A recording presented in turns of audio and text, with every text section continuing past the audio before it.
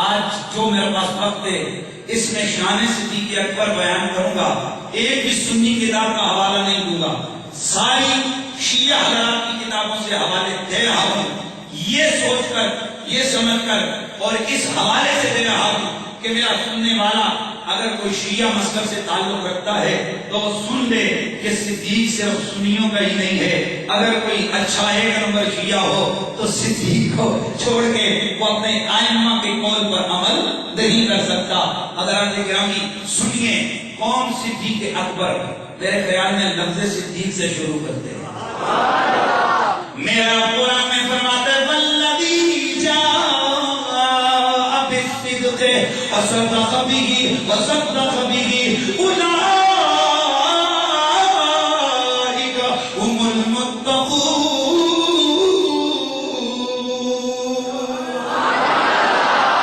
فرمایا سنو وہ ذات کہ جو سچ لے کے آئی، اور وہ ذات کہ جس نے اس سچ کی تصدیق فرمائی ہے۔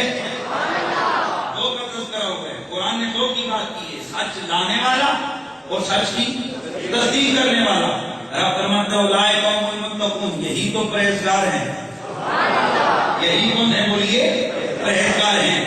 شاید آپ یہاں سے صرف ایک ہی بات قرآن کی پتہ چلی کہ قرآن نے ان کو پرہیزگار قرار دیا جنہوں نے سچ کی تصدیق کی اور سچ کو لے کے آئے۔ اب دیکھتے ہیں کہ یہ سچ کو لانے والا کون ہے اور سچ کی تصدیق کرنے والا کون ہے۔ سبحان اللہ کی سزا چاہتا میں یہ تو کب کرے گا۔ سچ کو لانے والا کون ہے اور سچ کی تصدیق کرنے والا کون ہے؟ تو شیعہ حضرات کی معتبر تفسیر مجمع البیان جلد نمبر 3 زیر آیت جو میں نے تلاوت کی، میرے رب کا قرآن کہتا ہے والذی جاء بالصدق وصدق به اولئک هم المتقون۔ تو علامہ طبرسی مشہور شیعہ محقق، مشہور مفسر، مشہور ان کے عالم دین ہے، وہ لکھتے ہیں کہ الذی جاء بالصدق رسول اللہ ہے صلی اللہ علیہ وسلم وصدق به ابو بکر۔ فرمایا یہاں اس آیت میں سچ لانے والے سے مراد رسول اللہ ہے اور تصدیق کرنے والے سے مراد ابو بکر صدیق ہے۔ کون ہے بولو؟ ابو بکر صدیق۔ پتہ چلا صدیق کی شان تو قرآن نے بیان کی ہے۔ اور یہ ابھی میں صرف چونکہ صدیق کو لے کے چل رہا ہوں، اور صدیق کا معنی ہوتا ہے تصدیق کرنے والا، اور ہم سنی صدیق کو صدیق کیوں کہتے ہیں کہ سب سے پہلے میرے نبی کی تصدیق کی۔ میرے آقا گئے معراج کے اوپر، واپس آئے تو میرے رسول نے ابو لہب، ابو جہل اور دیگر مشرکوں سے فرمایا او ابو جہل، آج رب نے مجھے سیر کروائی مسجد حرم سے مسجد اقصی۔ انہوں نے ڈرامہ لگ گیا، انہوں نے شور مچا دیا، پورے مکے میں گھومنے لگ گیا، کہنے لگا لو اب تو محمد کی جگہ سائی کا سامان مجھے مل گیا، اب لوگوں کو خوب برگلاؤں گا۔ سوچا کہ سب سے پہلے کسے توڑنا چاہیے؟ سب سے پہلے کسے توڑنا چاہیے؟ نظر سوچتے سوچتے سوچتے سوچتے نظر صدیق پہ جا کے ٹکی۔ ایسے نہیں، توجہ رکھنا ہے۔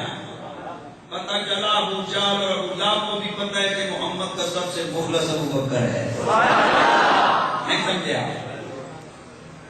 اور اگر آپ کو کسی کے خلاف کوئی کسی کو توڑنے کا موقع ملے تو آپ کی کیا کوشش ہوگی؟ عام بندے کھندے کو توڑیں گے یا کسی خاص بندے کو توڑیں گے؟ اور یہ جو سیاسی لوگ ہوتے ہیں، اگر انہیں کوئی بہت بڑا بلنڈر مل جائے کسی مخالف سیاسی شخصیت کا، تو بتائیے کہ وہ سب سے پہلے کیا کوشش کریں گے کہ 5 ووٹوں کو توڑیں یا 5000 ووٹوں کو توڑیں؟ بولیے، وہ ایسے بندے کو توڑیں گے جس کے ساتھ 5000 ووٹ ان کی ٹوٹتی ہو اس بندے کی۔ تو سنو، یہ ابو جہل ہے، اپنے طور پر کافروں کے نزدیک ابو الحکم کے نام سے مشہور ہے، لیکن جب میرے نبی کی ٹکر میں آیا تو ابو جہل بن گیا۔ سنیے، اب غور میں توجہ میں لگ گیا، فکر میں پڑ گیا کہ کس کو سب سے پہلے توڑا جائے۔ سوچتے سوچتے کہا فلاں کو توڑوں گا تو اتنے ٹوٹیں گے، فلاں کو توڑوں گا تو اتنے ٹوٹیں گے، فلاں کو توڑوں گا تو اتنے ٹوٹیں گے۔ ہاں، اگر ابو بکر کو توڑا تو ساروں کو توڑنے میں کامیاب ہو جاؤں گا۔ لہٰذا سیدھا میرے صدیق کے پاس گیا، کہنے لگا اے ابو بکر، یہ ایک بتاؤ، ایک آدمی اگر یہ کہے کہ میں رات کو ادھر مسجد حرم میں سو جاتا ہوں، میں رات کو اقصی میں گیا، وہاں امامت نبیوں کی کروائی، پھر پلٹ کے آ گیا تھا تو کنڈی ہل رہی تھی، پلٹ کے آیا تو کنڈی ہل رہی تھی، بتاؤ کیا یہ ماننے کے قابل ہے؟ یہ بات تصدیق کرنے کے قابل ہے؟ یہ بات سچا ماننے کے قابل ہے؟ اللہ آگے تھا وہ کہ جس کی صداقت پر میرے رب کا قرآن گواہیاں دے رہا ہے، آگے تھا ابو بکر کہ جس کی عظمت، جس کی عدالت، جس کی شوکت، جس کی رفعت پر میرے مصطفیٰ کی ہزاروں حدیثیں موجود ہیں، میرے اللہ کے قرآن کی ترجمہ آیات موجود ہیں۔ میرے ابو بکر صدیق نے کیا فرمایا؟ فرمایا ابو جہل اگر کوئی اور کہے تو نہ مانا ہے، نہ ماننے کو تیار ہوں، لیکن اگر میرا دل چاہے، اگر میرا بابو، اگر نبیوں کا امام، اگر حسنین کا نانا، گویا وہ کہہ رہے ہوں اگر خدیجۃ الکبریٰ کے شوہر نامدار میرے مصطفیٰ اگر یہ کہیں نا یہ تو تھوڑا ہے، وہ اس سے بھی کہیں دور کی کہیں تو ابو بکر ماننے کو تیار ہے۔ خود گئے جا کر تصدیق کی تو میرا ابو بکر صدیق بن گیا۔ کیا بنے؟ بولو بولو بولو بولو، کیا بنے؟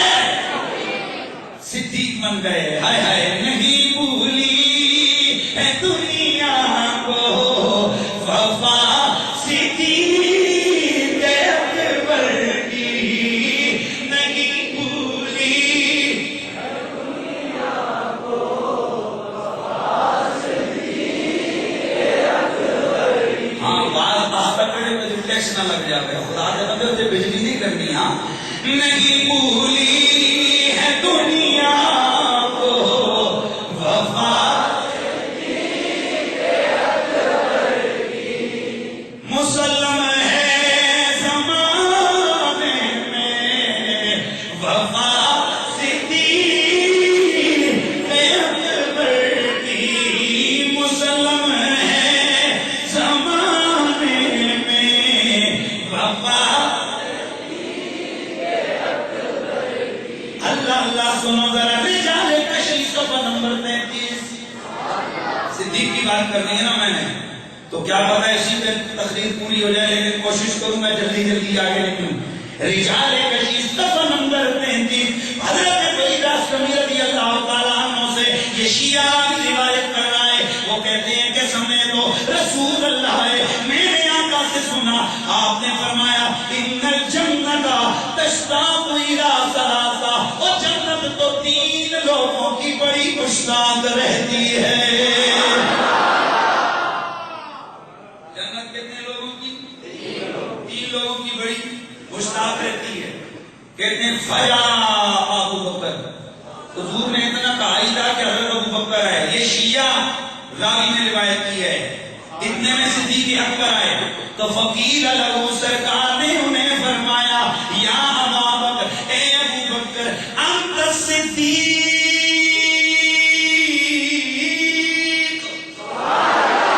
اے ابو بکر تو صدیق ہے، انت ثانی اثنین اذ ہما فی الغار، اور قرآن نے جو ثانی اثنین اذ ہما فی الغار کہا ہے تو وہ ثانی اثنین میرے ابو بکر تو ہے۔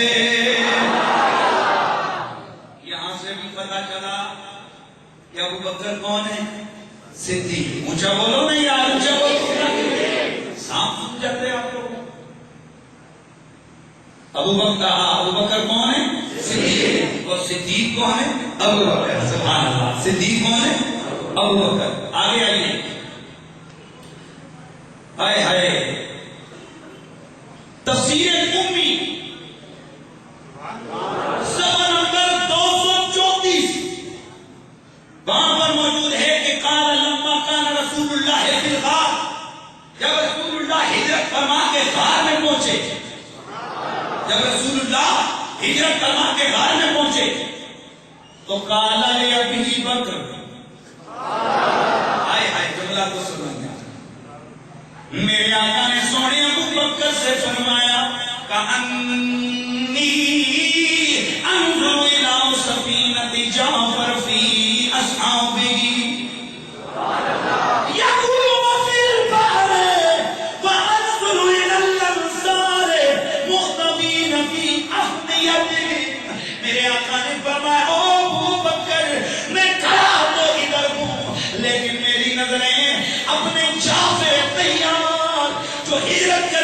حبشہ میں گئے تھے، فرمایا میری نظریں اس کو دیکھ رہی ہیں کہ وہ اپنے دوستوں کے ساتھ جہاز میں بیٹھے ہیں۔ وہ اپنے دوستوں کے ساتھ کہاں بیٹھے ہیں؟ سمندری جہاز میں ہیں۔ اور میں انصار مدینہ کو میں ہوں مکے میں، انصار مدینہ کو میری نظریں دیکھ رہی ہیں، وہ اپنے اپنے گھروں سے خوشیوں کا اظہار کرتے ہوئے باہر نکل رہے ہیں۔ فقال ابو بکر، حضرت ابو بکر بولے وَتَرَاهُمْ يَا رسول اللہ، اے سوئے مدنی آقا کیا آپ انہیں دیکھ رہے ہیں؟ فرمایا نعم، ہاں ابو بکر میری آنکھیں میں دیکھ رہی ہیں۔ قال فَأَرِنِي، سرکار اتنا کرم فرمائیے مجھے بھی یہ سب کچھ دکھلا دیجئے۔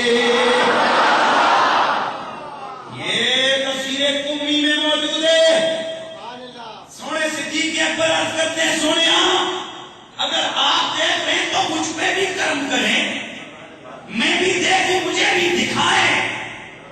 پتا چلا نبی دیکھتا ہے اوروں کو دکھاتا ہے، یہ فرق ہوتا ہے امتی اور نبی میں۔ نبی کو دیکھتا ہے، امتی کو دکھاتا ہے۔ فَمَسَحَ عَلَىٰ عَيْنِهِ فَرَاهُمْ، آقا نے صدیق کی آنکھوں پر اپنا ہاتھ پھیرا، بس انہوں نے حبشہ کا جہاز بھی دیکھا، مدینے کے صحابہ کو بھی دیکھ لیا۔ فقال له رسول اللہ، اللہ کے رسول نے فرمایا انت الصدیق، او میرے ابو بکر، ابو صدیق ہے، نہیں بھولی ہے دنیا کو آدھا صدیق اکبر کی، مسلم ہے زمانے میں وفا صدیق۔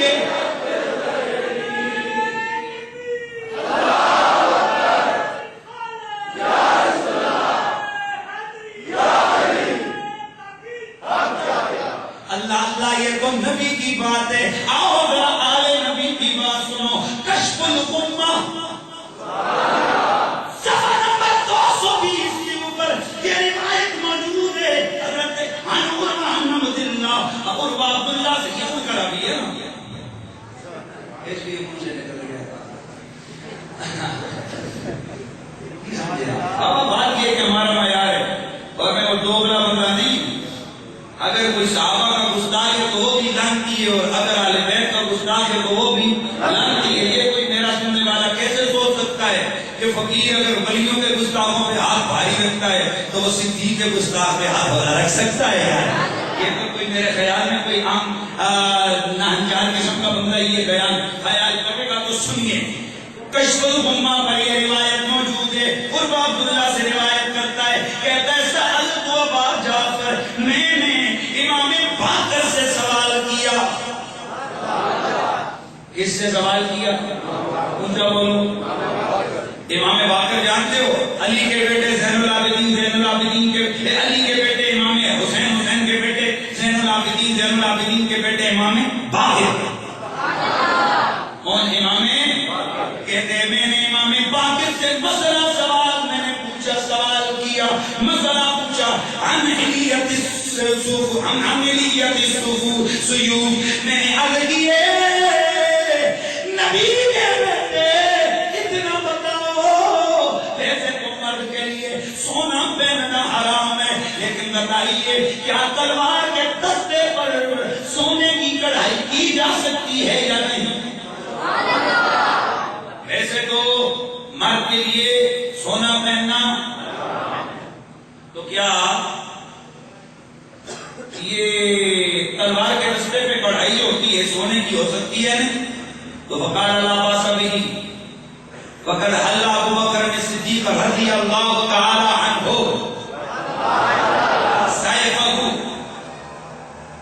تو آپ نے فرمایا کہ اے سوال کرنے والے سن، اگر تلوار کے دستے پر سونا لگا دیا جائے تو کوئی حرج نہیں ہے۔ پوچھا سرکار کیوں؟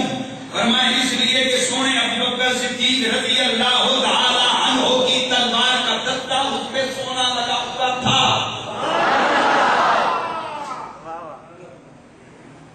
تو کہتے ہیں قلتو فتقول صدیق، تو میں نے کہا امام آپ ابو بکر کو صدیق کہتے ہیں؟ تو قال وصف وصفا واستقبل القبلہ، امام باقر کو جیسے کسی چیز نے کاٹ دیا اٹھ کے بیٹھے. میں لفظ بولا کرتا ہوں جھٹکا لگا آپ کو، استعجاب کا جھٹکا لگا، جھٹکا لگا اور قبلے کی طرف منہ کیا. فقال نعم الصدیق نعم الصدیق نعم الصدیق. آپ نے قبلے کی طرف منہ کر کے فرمایا آپ صدیق ہے، آپ صدیق ہے، آپ صدیق ہے.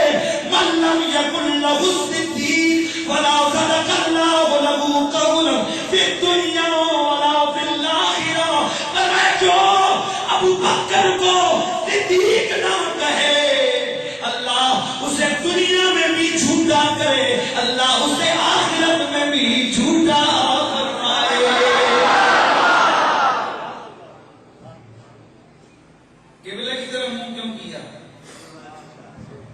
علماء فرماتے ہیں یہ عرب کا اسٹائل تھا کہ اگر کوئی بڑی پکی کھری اور سچی گواہی دینا چاہتے اور گواہی دینے والا جو گواہ ہوتا اس کو اپنا یقین ہوتا کہ میں جو بات کر رہا ہوں یہ پکی اور کھری ہے، تو وہ فوراً قبلے کی طرف منہ کرتا.